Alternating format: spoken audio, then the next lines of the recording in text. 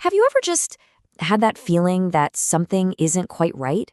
You know, that the world you see every day, on your phone, on the news, all around you, might not be the real world at all?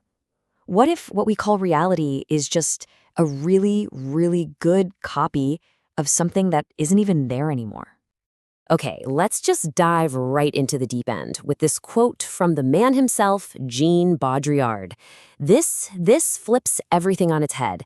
He's saying the copies, the simulations, they aren't hiding some secret truth. No, he's saying our whole idea of truth is the thing that's hiding the fact that there's nothing left to find. The simulation, he says, is the only truth we've got. So to really get our heads around this, Baudrillard kicks things off with an old fable about an empire that made a map so perfect, so detailed, it covered the entire kingdom, 1-to-1. But what happens when that map becomes more real, more important than the actual place it's supposed to represent? So, the old way of thinking is simple, right? A map is just a picture of a real place, it reflects reality. But Baudrillard comes along and says, nope, not anymore. In our world, he argues, it's completely flipped. Our models, our signs, our maps, they don't just reflect reality. They come first. They actually generate the world we think of as real.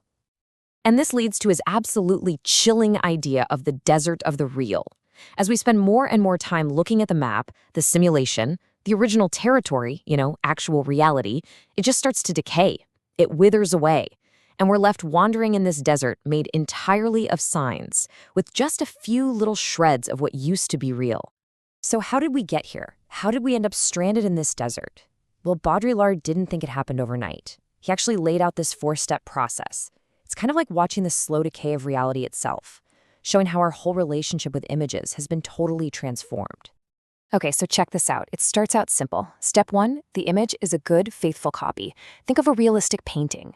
Then, step 2, it gets a little sneaky. The image starts to hide or distort reality. But here's the real turning point. Step 3, the image is now hiding the fact that there is no reality behind it. It's a bluff. And finally, step 4, the image just cuts all ties. It's not a copy of anything anymore. It is its own reality. And that final stage, that's what he calls a simulacrum. And this is so key. It's not a fake, it's not a bad copy. It is a perfect copy of something that never existed in the first place. I mean, just think about it. How much of our culture today is just a copy of a copy with no original in sight? So once these simulacra are everywhere, once they're the main way we experience the world, we're not really in reality anymore. We've crossed over into this strange new space, a dimension that Baudrillard famously called the hyper-real. Now, the hyper-real isn't fake, and that's the tricky part. It's a reality that's been built entirely from models and signs. It feels more real than real. It's that perfectly polished, high-definition experience that has no source, no origin. It is all map and absolutely no territory. I know, this sounds super abstract. So let's grab onto his most famous and kind of controversial example, Disneyland. Right, we all think of it as the ultimate fantasy land, a total escape from the real world. But Baudrillard saw something else going on, something much, much weirder.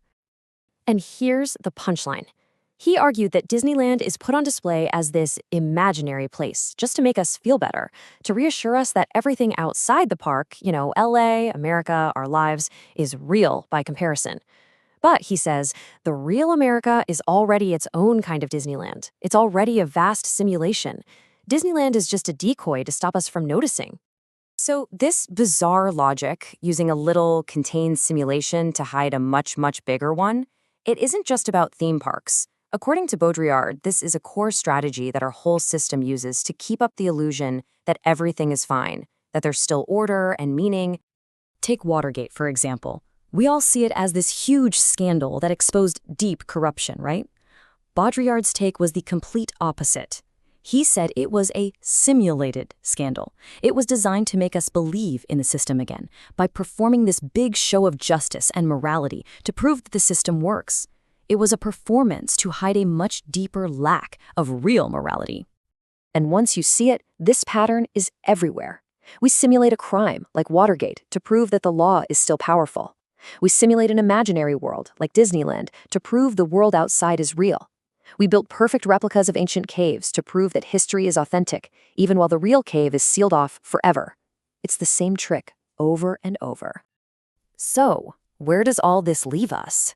If we're just surrounded by layer after layer of these simulations, what does that even mean for our ideas of truth, of reality, of our own lives? It forces us right back to that huge, unsettling question, the one famously borrowed by the movie The Matrix. If the models have completely replaced the original thing, if the map has totally swallowed the territory, then what reality is even left for us to find? And this is the final jaw-dropping takeaway from Baudrillard. In a world built on simulacra, the most radical, most dangerous thing you can do isn't to commit a crime or start a revolution. No, it's to just pull back the curtain and suggest that the systems we believe in, power, truth, reality itself, might not be based on anything solid at all, that they might just be their own pure simulation.